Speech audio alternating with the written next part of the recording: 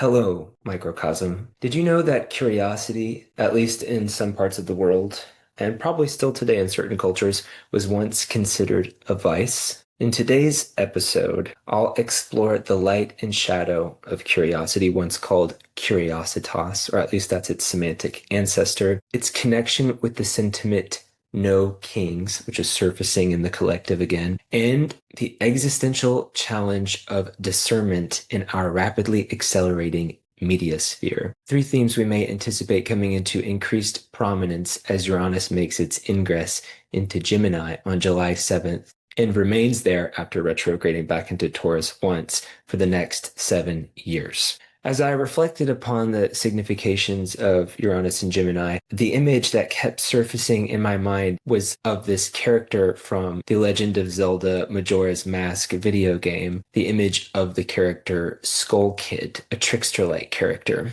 As the Zelda lore has it, Skull Kid was a bouncing imp who was once close friends with the primordial four giants who were the ancient guardian deities who protected the land of Termina. But when the giants had to depart and go to preside over the four corners of the land, Skull Kid felt abandoned by his friends. His mischief gradually deepened into malice after stealing Majora's mask and falling under the corrupting influence of the evil spirit housed within it. Consumed by grief and warped by the mask's power, Skull Kid's mischief spirals into chaos as he curses the land and tries to pull the moon down and cause a kind of apocalypse in 3 days. In the end, the giants return and prevent the moon from being pulled down, freeing him from the evil mask's control. So if we consider the four giants as symbols of the world's divine foundations and the bouncing imp as a kind of image of the human mind, think of like monkey mind, the story might be read as an expression of what can happen when the mind becomes alienated from the divine source that grants it orientation and meaning.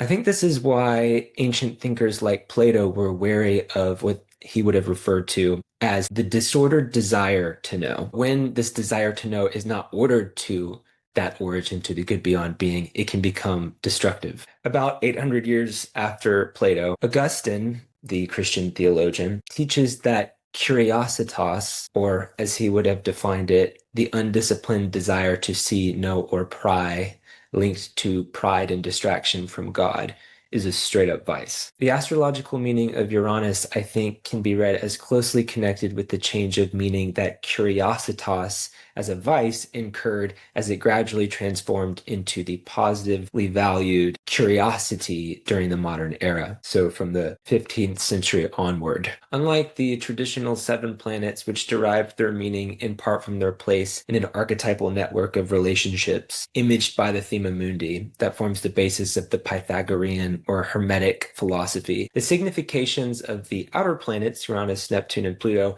have largely been assigned by astrologers in connection with the historical circumstances of their discovery by European and American astronomers with their corresponding metaphysical assumptions. These significations are therefore bound up with the philosophical background of European modernity and its underlying theme of historical progress. So for my part, I draw on one of my former professors, the philosopher, astrologer, and cultural historian Richard Tarnas. As Rick understands it, though Uranus would not be discovered until 1781 during the culmination of the European Enlightenment, the activity of the planet can be read as operative, especially in the Renaissance and the scientific revolutions that you could argue stimulated the Enlightenment period. So for Rick, thinkers like Pico di Mirandola, who in the 15th century championed in this very confident way the virtue of curiosity and the potential of humanity to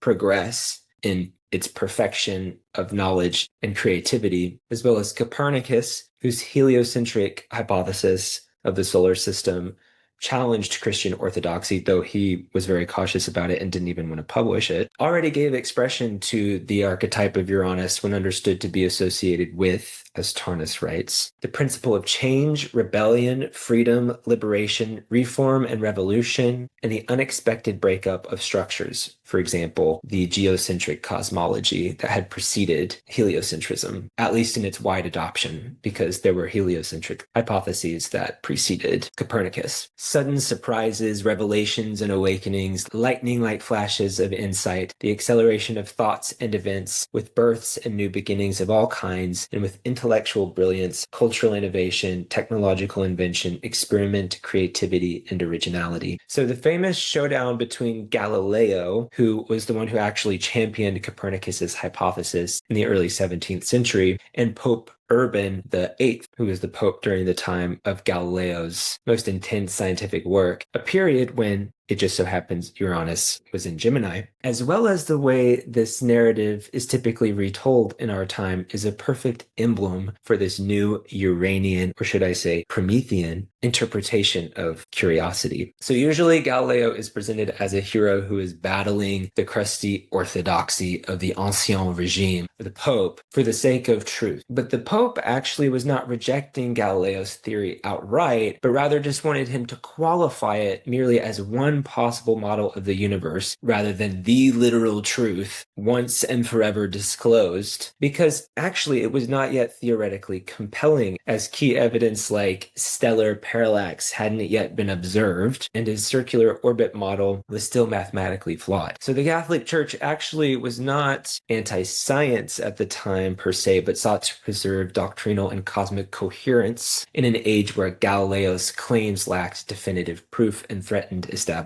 authority. So for the orthodoxy at the time, curiosity still needed to heed a higher social good. Galileo would later die while under house arrest, which he was placed under for defying the Pope's demands. So to the extent that Uranian genius is hyper-individualistic and self-serving, just concerned maybe with being right, his story underscores the tragic and self-destructive potential. Galileo's contempt for the Pope, who, though not king per se, counts as much in that the Pope is the sort of earthly representative of our King who art in heaven. This contempt and defiance of Galileo is also emblematic of the no kings attitude characteristic of Uranus. For in addition to being tied to the scientific revolution that preceded its discovery, this planet is also especially associated with the American Revolution, which was transpiring during its discovery. This emphasis on no kings, to the extent that the king is an authoritarian despot, embodies the revolutionary character of Uranus in the sign of Gemini quite clearly. It requires a sufficiently free mind, curious enough to question tradition and affirm the rights of the individual, to break from an authoritarian ideology that had ruled for centuries. In the US and abroad, authoritarian-style rulership is reasserting itself, and as paraded through demonstrations last week, so is the prototypically Uranian sentiment, no kings. I think we'll continue to see more of this as Uranus progresses through Gemini. Like Uranus, Gemini was also associated with the mind, technology, and, as Tarnas puts it, the archetype of the cosmic trickster. But these significations were arrived at in a very different way. As I've been learning from another teacher, Adam Ellenboss of Nightlight Astrology, Hellenistic astrologers derived these significations of Gemini from its place in the eternal cycle of light and dark that the seasons, at least experienced from the northern hemisphere, symbolically were an expression of. So there are two signs presided over by Mercury, and they are both moments in the year when the cycle of light pivots towards darkness. Gemini, when the fullness of light reaches its zenith of heavenly unity and then begins to decline back into the fragmentation and chaos of darkness. And Virgo, when darkness finally overtakes the light with the coming of autumn. They form a polarity with Jupiter's signs Sagittarius and Pisces, which come at the opposite times of the year when the light begins to return and eventually prevail over the darkness. If Jupiter unifies with the triumph of encompassing light, Mercury deconstructs with the splintering powers of darkness. The interplay between the two might be read as providing an ever-intensifying movement of understanding, dividing the whole into pieces for deeper insight, then putting it all back together again, as the sign partaking of the movement up to the heights, only to then accept the reality of decline and the difference of the many from the one, one, even though they participate in the one. Gemini knows both sides of the coin. It knows divine affirmation and nihilistic negation. At least this is its potential to abide in the tension of these opposites, knowing that reality lives between them. That polarity is primordially, in ineffable truth, a triunity. But like Skull Kid, Gemini can fall from this originary playfulness, this certain uncertainty of full wisdom, and into a disordered preoccupation with and even exploitation of the endless diversity of creation, like the dark magician. This is how we can understand why Gemini is associated with the mind and its articulation of reality into different pieces, language, and with skepticism. It breaks the world apart and can reapply what it learns about the world to various forms of speech, art, technology, and magic. The American Revolution, an emancipatory break from the ancien regime, the reign of kings, not just enacted through combat, but intellectually articulated in documents like the Declaration of Independence, to recognize difference in the midst of social unity. There we have Gemini again, articulating things into parts. It seems justified to connect this unprecedented development with Uranus. Similar claims can be made about the introduction of new information and media technologies that can be described as extensions of the human nervous system during times when Uranus was in Gemini. In the 15th century, the Gutenberg printing press was invented. During the 19th century, the transatlantic cable is first attempted to be laid and then successfully at the end of the cycle. And so the beginnings of this sort of global technologically forged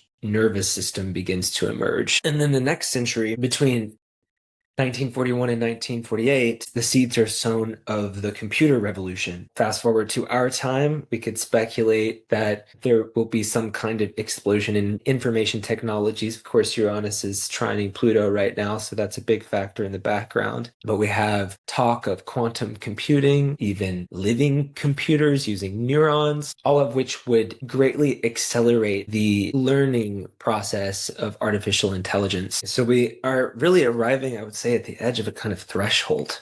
And curiosity is really at the heart of it, and certain notions of progress as necessary and inevitable. But progress for whom? And as just one more example of contemporary phenomena that I think are giving expression to this incoming ingress of Uranus into Gemini, I want to quote a bit from Sam Altman, the CEO of OpenAI's recent Gentle Singularity, because I think it very much depicts this possibility of being possessed by the daimon of technological progress. Altman opens the blog post very boldly, writing, "We are past the event horizon. The takeoff has started. Humanity is close to building digital superintelligence. AI will contribute to the world in many ways, but the gains to quality of life from AI driving faster scientific progress and increased productivity will be enormous. The rate of technological progress will keep accelerating," he writes, "and it will continue to be the case that people are capable of adapting to almost anything. Even disruption like the loss of whole spheres of employment is framed as manageable," as he writes. "There will be very hard parts, like whole classes of jobs going away. But on the other hand, the world will be getting so much richer so quickly that we'll be able to seriously entertain new policy ideas we never could before." So an important question to ask again here is, progress for whom? And finally, he says, "Looking forward, this sounds hard to wrap our heads around, but probably living through it will feel impressive but manageable. From a relativistic perspective, the singularity happens bit by bit, and the merge happens slowly. We are climbing the long arc of exponential technological progress. It always looks vertical looking forward and flat going backwards, but it's one smooth curve." That's a lot of faith. And the other side of Gemini is negation and skepticism. Discernment. So this vision, while hopeful, is clearly intoxicated with progress. Is the singularity, as so described, something we really should desire? It's precisely this techno-optimism that makes discernment, Gemini's shadowy gift, all the more essential. So, is curiosity a vice? If untethered from discerning virtue, yes. With that in mind, let us be curious these next 7 years. Let us think critically, resist univocal interpretation, be skeptical about those, including ourselves, who are intoxicated with an ideology which promises utopian futures, but while doing so, bind ourselves like Skull Kid in friendship with the divine foundations of the world. Until next time, Microcosm.